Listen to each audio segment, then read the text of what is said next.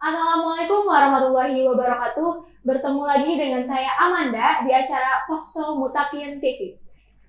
Kali ini kita kedatangan narasumber yang sangat luar biasa, yaitu Bapak Ujang Abidin MUD selaku Ketua Bawaslu Purwakarta. Langsung saja kita sapa beliau ya. Assalamualaikum Bapak. Apa kabar Bapak hari ini?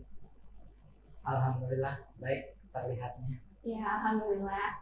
Kesibukan Bapak akhir-akhir ini apa, Pak? Kesibukan saya ya paling ke kantor, aktivitas di kantor aja sebentar. Dari info yang saya dapat nih Pak, Bapak kan alumni STAI Dr. Tahayazid Mutakin Purwakarta. Boleh nggak Pak diceritain gimana sih Bapak kok sekarang menjadi Ketua Bawaslu Purwakarta? Ya, kaitan saat ini di Bawaslu mungkin kalau diceritakan terlalu panjang, tapi yang jelas bahwa proses di STAI waktu itu saya karena posisinya juga sebagai mahasiswa dan lulusan PAI, karena waktu itu kan ada dua, ada PAI dan juga ada aktualisasi ya, sehingga tidak ada pilihan lain kecuali antara dua itu, dan saya memilih ke PAI. Nah, PAI itu kan pendidikan agama Islam yang ketika nanti sudah lulus nanti akan menjadi guru pendidikan agama Islam. Artinya bahwa tapi kan proses dalam perjalanan kan merubah seseorang sehingga mempunyai pilihan-pilihan pasca kemudian di STAI. Saya juga pernah kemudian ngajar di MD Madrasah Diniyah, kemudian juga pernah ngajar di MTS, pernah ngajar di Aliyah atau di SMA, dan juga pernah dosenan atau menjadi dosen di STAI, sehingga proses pendidikan yang dari dasar sampai menengah bahkan ke perguruan tinggi juga pernah dilakukan. Di samping itu juga ada aktivitas-aktivitas sosial lain yang kemudian juga ya menjadi ya sekarang ini. Baik Pak, mungkin banyak ya Pak teman-teman yang belum tahu apa tugas dan fungsi dari Bawaslu itu sendiri Pak.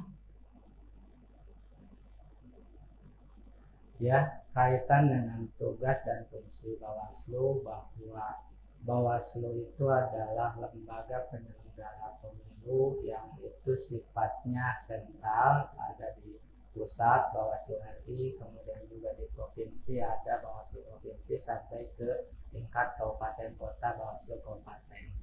Tugasnya itu adalah mengawasi penyelenggaraan atau tahapan pemilu.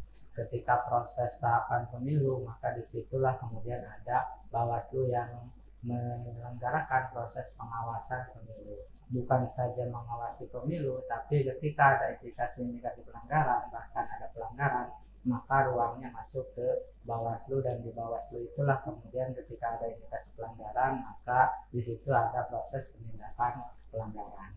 Dan di Bawaslu, lembaga penyelenggara pemilu ini juga banyak, ada beberapa divisi, salah satunya adalah divisi SDM, kemudian divisi SDM dan organisasi, kemudian juga divisi penanganan pelanggaran, divisi hukum, data dan informasi, dan divisi HUBAL atau misalkan pengawasan, dan termasuk satu lagi divisi penyelesaian sengketa. Dan saya sendiri di samping diamanai sebagai ketua, tapi juga sebagai divisi penyelesaian sengketa. Nah, ketika kemudian ada indikasi pelanggaran dalam proses tahapan pemilu, ini masuk kategori pelanggaran apa? Apakah pelanggaran administratif atau masuk ke pelanggaran pidana? Ketika masuk ke dalam ranah pelanggaran administratif, maka masuk ke tahapan proses di Bawaslu, dari mulai nanti proses laporan, kemudian juga verifikasi berkas administratif, kemudian juga ada ruang sidang administratif atau adjudikasi dan sebagainya, sampai pada akhirnya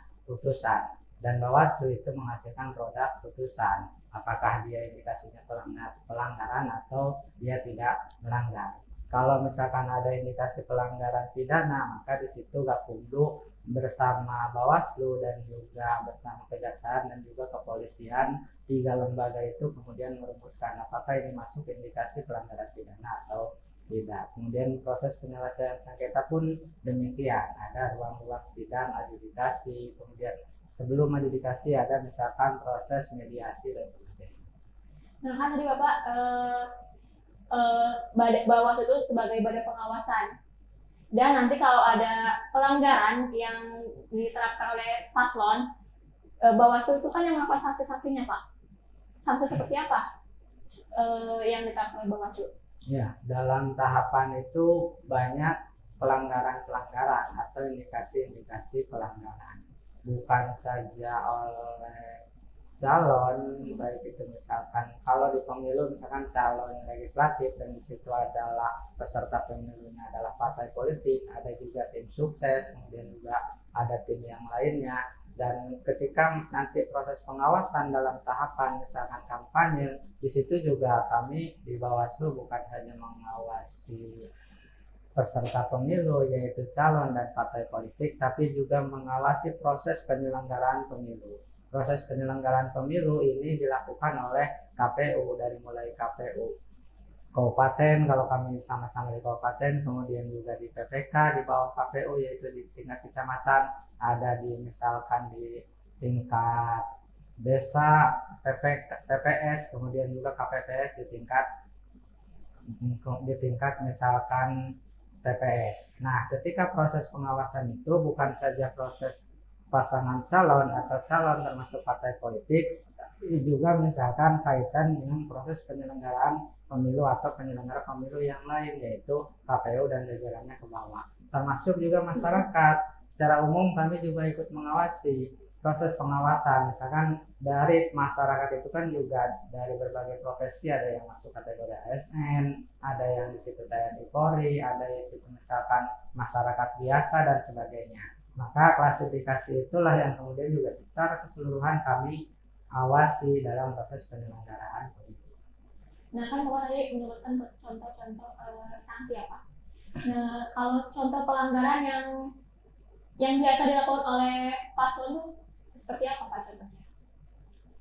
Contoh konkret waktu kemarin di pemilu 2019 itu kaitan tentang proses pemasangan APK atau alat peraga kampanye, misalkan baliho, spanduk, misalkan stiker. Biasanya di KPU sudah ditentukan tempat-tempat yang boleh dipasang untuk baliho, tempat-tempat yang boleh dipasang untuk spanduk, kemudian juga tempat-tempat yang boleh untuk kampanye, baik itu kampanye tertutup maupun kampanye terbuka.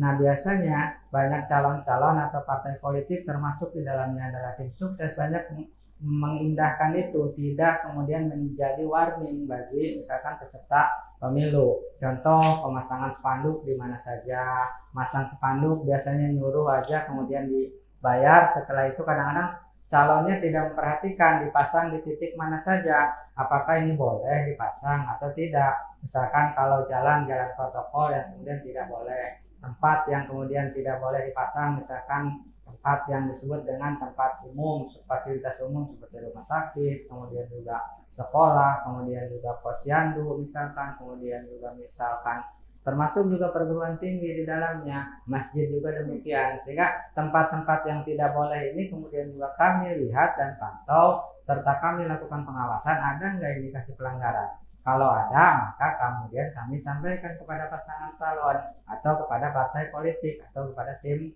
sukses untuk mencabutnya. Itu kan pelanggaran yang sederhana. Kemudian untuk mencabut, ketika misalkan tidak dicabut oleh mereka kan biasanya masang doang. Masangnya iya, calon-calon itu termasuk partai politik, tapi biasanya untuk nyabutnya itu, untuk membongkarnya itu biasanya malas, alasannya tidak ada anggaran dan sebagainya. Maka kami koordinasi ke pemerintah daerah, ke bupati untuk menginstruksikan kepada Satpol PP menyabut misalkan baliho atau spanduk yang dianggap melanggar dalam proses pemasangannya. Apa seperti itu aja Pak? Maksudnya tidak ada sanksi atau tindakan yang dilakukan oleh Bawaslu? Ya, kalau indikasi pelanggaran administratif kaitan tentang proses pemasangan baliho atau spanduk, ya kami menyampaikannya saja. Ketika menyampaikan biar mereka memindahkan ya karena kalau nanti dibongkar oleh kami, tiba-tiba misalkan ada yang rusak, maka itu masuk dalam pengrusakan APK. Ketika masuk dalam kategori pengrusakan APK, maka itu indikasinya pidana. Nah, maka dengan demikian kami menyampaikan kepada partai politik sebagai peserta pemilu untuk memindahkan. Ketika tidak memindahkan, ya kami pindahkan, kami bongkar, bukan dipindahkan ke tempat lain, tapi kami bongkar bawa ke misalkan ke kantor. Di kantor pun juga karena itu juga bagian dari katakanlah misalkan itu adalah barang bukti, tidak boleh kemudian kami rusak. Artinya itu diamankan, kemudian ada berita acaranya, misalkan berapa jumlahnya dari partai mana dan sebagainya yang dianggap melanggar di titik mana saja, di dapil mana saja, kalau itu masuk dalam kategori pemilu, maka kami catat dan masuk dalam kategori berita acara. Jangan sampai kemudian ini dirusak oleh kami, gitu. Baik Pak. Setahu saya nih Pak, ada 3 lembaga penyelenggara pemilu. Ada KPU, ada Bawaslu, kemudian ada DKPP. Bapak bisa jelasin nggak perbedaan dan tugasnya apa sih pada ketiga lembaga itu? Ya, kaitan dengan penyelenggara pemilu di Indonesia itu ada 3. Pertama itu adalah KPU, kemudian juga Bawaslu, dan yang ketiga adalah DKPP. KPU itu adalah wilayah teknis penyelenggaraan dari mulai sosialisasi, pendaftaran, pendataan hak pilih masyarakat, siapa yang boleh mempunyai hak pilih, siapa yang tidak, jadwal tahapan pemilu dari mulai pendaftaran calon, kemudian juga verifikasi administratif, berkasnya, sampai penetapan, sampai kemudian jadwal kampanye, sampai ke waktu atau hari tenang, sampai ke hari H pencoblosan. Setelah hari H pencoblosan sampai ke misalkan tahap rekapitulasi di tingkat TPS, kemudian sampai di tingkat PPK, sampai ke tingkat KPU, dan sampai penetapan calon legislatifnya kalau pemilu. Kalau misalkan pemilu presiden sampai penetapan calon presidennya. Nah, itu KPU, sehingga wilayah teknis administratif itu dilakukan oleh KPU. Sementara Bawaslu, kami itu melakukan proses pengawasan, karena kami lembaga pengawas pemilu, melakukan pengawasan setiap item-item tahapan yang dilakukan oleh KPU. Apakah itu sesuai jadwal atau tidak, apakah prosesnya itu profesional atau tidak, atau ada indikasi pelanggaran, termasuk misalkan bukan saja KPU yang kami awasi sebagai penyelenggara pemilu, tapi peserta pemilu pun, yaitu partai politik pun juga kami awasi, termasuk masyarakat pun kami juga awasi, sehingga Bawaslu ruang lingkupnya hanya mengawasi. Ketika ada indikasi pelanggaran, maka kami akan melakukan proses tindakan sesuai dengan ruang di mana ini indikasi pelanggarannya. Kalau satu lagi yaitu DKPP, yaitu Dewan Kehormatan Penyelenggara Pemilu, yang itu mengawasi kami, baik itu Bawaslu maupun KPU, biar tertib enggak kerjanya dua lembaga ini, profesional enggak kerjanya dua lembaga ini, kemudian juga akuntabel enggak, terbuka enggak, transparan enggak. Kalau kemudian ada indikasi pelanggaran dan sebagainya, ada misalkan salah satu calon atau misalkan peserta pemilu yang tidak puas melaporkannya ke DKPP, maka kemudian konsekuensi kerja kami sebagai lembaga penyelenggara pemilu, sehingga kerja-kerja kami bukan saja diawasi oleh masyarakat, tapi pun oleh lembaga penyelenggara pemilu pun, yaitu DKPP, kami diawasi. Jadi DKPP itu mengawasi 2 lembaga Bawaslu dan KPU ya Pak? Ya. Jadi misalnya kalau ada anggota Bawaslu nih yang melanggar atau calon pasangan yang melanggar, itu nanti disanksinya sama DKPP? Ya, DKPP kemudian memutus ketika misalkan ada indikasi pelanggaran dari penyelenggara pemilu, baik itu KPU maupun Bawaslu, termasuk juga misalkan di bawah KPU itu, termasuk di bawah Bawaslu itu, ketika ada indikasi pelanggaran. Ketika misalkan pelanggarannya itu, karena di sini juga kami punya tanggung jawab moral dan juga kelembagaan sesuai prosedur dan juga katakanlah undang-undang dalam melakukan kerja-kerja kelembagaan. Apakah kami melakukan kerja kelembagaan itu profesional atau tidak? Maka disitulah kemudian dituntut kami untuk menjadi orang yang profesional dalam melakukan kerja kelembagaan. Ketika tidak profesional, maka disitulah kemudian ada sanksi DKPP gitu. itu kategori tidak profesional, apalagi misalkan penyelenggara pemilu misalkan berafiliasi atau dia condong berat sebelah kepada misalkan salah satu peserta pemilu yang lain dan sebagainya. Maka disitulah kemudian integritas kami sebagai penyelenggara pemilu betul-betul harus dikedepankan. Nah, kan tadi ada sanksi apa? Sanksi apa sih yang diterapkan oleh DKPP ke misalnya ada anggota Bawaslu yang melanggar pemilu? Ya, kalau sanksi yang dikeluarkan DKPP variatif, dalam arti variatif tergantung tingkat atau gradasi pelanggarannya. Kalau pelanggarannya dia dianggap tidak profesional, maka nanti ada teguran DKPP.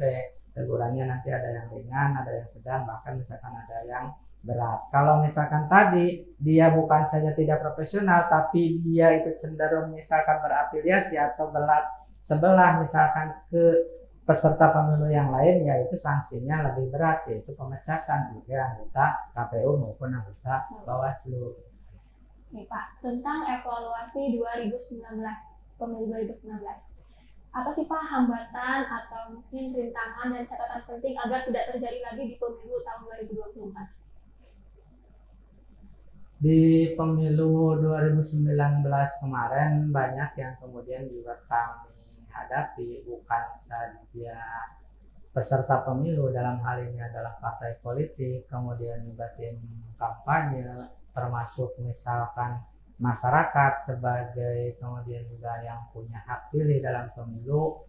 Ini menjadi persoalan yang kemudian juga perlu kita sampaikan dan evaluasi. Kenapa demikian? Agar nanti di pemilu tahun 2024 itu betul-betul tidak ada hal-hal yang kemudian menjadi pelanggaran yang apa yang dilakukan oleh pemilu tahun 2019. Misalkan ada peserta pemilu yang kemudian melanggar, ini apakah dia itu tidak tahu atau betul-betul dia melanggarnya karena misalkan ingin capai target terhadap suara dan sebagainya, seperti pemasangan baliho, pemasangan APK yang lain dan sebagainya.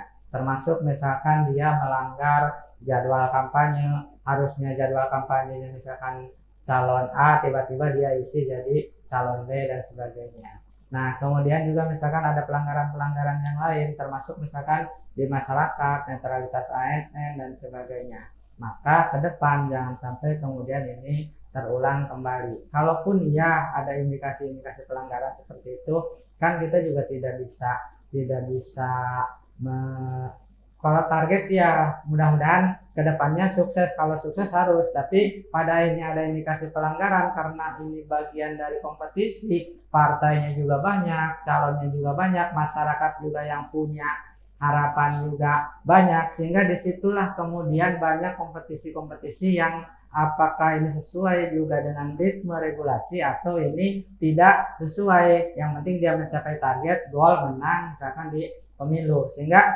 ketika kompetisi ini bareng-bareng dimaksimalkan, maka ruang dan indikasi pelanggaran itu pasti akan terjadi. Tapi dari kita, Bawaslu sebagai penyelenggara pemilu juga harus menyampaikan salah satu indikasi pelanggaran, sosialisasi kepada masyarakat, kemudian juga kita bikin komunikasi kepada seluruh misalkan lapisan masyarakat, dari mulai misalkan pelajar sebagai pemilih pemula, kemudian institusi perguruan tinggi dan juga SMA, termasuk misalkan ormas dan OKP dan sebagainya, termasuk juga partai politik, karena ruang pendidikan politik itu adanya di partai politik, biar mereka juga punya kesadaran untuk menyukseskan pemilu itu bukan hanya target menang, tapi juga koridor dan regulasinya juga harus tetap dilakukan dan ditaati gitu. Baik Pak, kesuksesan pemilu itu kan tidak hanya dilakukan oleh KPU, Bawaslu dan DKPP kan Pak. Jadi harus ada semua lapisan masyarakat itu. Apa sih Pak supaya masyarakat bisa mensukseskan pemilu itu, masyarakat harus gimana? Ya, kalau misalkan di negara maju, maka ruang demokrasi termasuk pemilunya juga akan lebih stabil karena masing-masing punya posisi dan punya kesadaran. Ketika masing-masing punya posisi dan punya kesadaran, dia akan berjalan di rel yang masing-masing. Sehingga ketika misalkan kita ingin menyukseskan pemilu tahun 2024 Empat, bukan saja tanggung jawab penyelenggara pemilu, tapi elemen masyarakat, termasuk juga partai politik sebagai peserta pemilu pun juga harus betul-betul ikut menjaga dan menyukseskan itu. Kalau tidak, akan sulit nanti. Maka ruang edukasi terhadap masyarakat, kaitan sosialisasi kepada masyarakat, kaitan misalkan pemahaman tentang kepemiluan, peran pemilu, pentingnya misalkan ruang regulasi dan aturan yang itu perlu disampaikan kepada masyarakat. Ketika masyarakat sudah mengetahui, maka ruang lingkup indikasi pelanggarannya itu akan sedikit diminimalisir. Ketika ruang lingkup indikasi pelanggarannya diminimalisir, maka kesuksesan pemilu juga akan tercapai. Dan kami di Bawaslu bukan saja sukses ketika misalkan warga masyarakat masuk ke TPS untuk memilih, tapi indikasi pelanggarannya pun juga diminimalisir gitu. Ketika ada pelanggaran ya kami akan berikan sanksi sesuai dengan ruang lingkup pelanggaran itu sendiri. Baik, nah ini untuk terakhir ya Pak. Mungkin ada pesan-pesan atau kiat-kiat untuk Bapak untuk mahasiswa yang ingin ikut serta dalam lembaga pemilu. Mungkin ada pesan yang ingin Bapak sampaikan? Tapi bukan pesan terakhir ya? Iya, bukan. Ya, pertama bahwa kita yang ada yang masih mahasiswa juga, apalagi nanti dihadapkan dengan tahapan pemilu 2024 dan tahapannya itu akan mulai pendaftaran partai politik itu di kisaran Agustus 2022. Nah, maka harus melek informasi karena saat ini bahwa apalagi di dunia digital, sekira informasi apapun itu juga akan sampai kepada handphone ya mahasiswa, pelajar dan sebagainya. Anak-anak sekarang apalagi sekarang juga kemarin sudah pernah belajar daring, maka hampir semua siswa itu juga sudah punya handphone, apalagi mahasiswa ada yang satu, ada yang dua handphonenya. Nah, pasti informasi-informasi itu akan sampai di situ melalui misalkan media sosial, kemudian juga yang lainnya, termasuk juga kaitan tentang kepemiluan. Maka sejauh mana kemudian rasa tanggung jawab kita sebagai warga negara, apalagi kita generasi muda, untuk menyukseskan pemilu ini. Nah, ketika tahapan pemilu ini berjalan ya kita ikuti, termasuk juga regulasi dan juga edukasi kepada masyarakat. Pentingnya itu untuk apa? Untuk menyukseskan pemilu. Kalau tidak, saya pikir juga akan sia-sia karena ruang lingkup pemilu ini bukan saja tanggung jawab tadi penyelenggara, tapi juga tanggung jawab semua, termasuk mahasiswa yang itu bagian dari pemilih. Bukan saja pemilih pemula, ada juga pemilih yang sudah pernah memilih kemarin 2019 ketika SMA, atau misalkan baru memilih misalkan pada nanti tahun 2024. Nah, maka ruang edukasi itu juga penting bahwa pemilu itu adalah bagian untuk merubah mekanisme pemerintahan. Karena segala sesuatu yang dibuat oleh pemerintah, termasuk di dalamnya adalah pemerintah daerah, itu dihasilkan melalui pemilu, melalui pemilihan, baik pemilihan legislatif maupun misalkan pemilihan kepala daerah dan termasuk pemilihan presiden. Maka ruang lingkup kebijakan termasuk kebijakan pendidikan, kebijakan kesehatan, kebijakan ekonomi itu dihasilkan dari ruang lingkup politik yang itu diprosesnya melalui tahapan pemilu. Ketika proses pemilu dan tahapannya peserta pemilu ini betul-betul menjunjung tinggi asas kejujuran, maka ketika dia jadi misalkan menjadi legislatif atau menjadi misalkan kepala daerah, saya pikir tingkat kejujuran ini juga akan selalu dijunjung tinggi. Nah, kita atau misalkan adik-adik nanti mahasiswa harus betul-betul melek informasi. Kalau bisa harus ikut andil di dalamnya, bukan saja sebagai pemilih ketika nanti di TPS, tapi juga harus ikut aktif. Apakah ikut aktif mengikuti sosialisasi, apakah ikut aktif misalkan dia menjadi bagian dari misalkan pemantau pemilu, atau dia misalkan bagian dari informan atau media, misalkan di media sosial penting. Ketika ada indikasi pelanggaran disampaikan melalui media kan juga bisa, sehingga ketika nanti diketahui oleh Bawaslu maka masuk ke kategori informasi awal yang nanti akan ditindaklanjuti oleh Bawaslu, atau dia masuk menjadi bagian dari penyelenggara misalkan ketika usianya sudah masuk, bukan saja masuk misalkan dia mempunyai hak pilih, tapi dia masuk kriteria menjadi penyelenggara pemilu, misalkan apakah nanti di tingkat TPS atau nanti di tingkat misalkan desa atau di tingkat kecamatan dan sebagainya. Partisipasi itu penting dilakukan oleh mahasiswa karena mahasiswa itu adalah ruang lingkup edukasinya juga tinggi, kemudian juga proses pergaulannya juga, apalagi misalkan usianya juga masih muda, tenaganya juga masih kencang dan sebagainya, semangatnya termasuk juga misalkan idealismenya juga sangat tinggi, maka ini sangat penting kemudian berpartisipasi menyelesaikan pemilu di tahun 2024, bukan saja menjadi pemilih yang dia punya hak pilih, tapi juga berpartisipasi aktif untuk mensukseskan pemilu. Menjadi apapun ya tergantung nanti minatnya gitu. Baik Bapak, sebelumnya terima kasih telah berkenan hadir di acara talk show kali ini. Baik teman-teman, untuk teman-teman jangan lupa subscribe, like, and share sebanyak-banyaknya video ini. Sampai ketemu di acara talk show selanjutnya ya. Wassalamualaikum warahmatullahi wabarakatuh.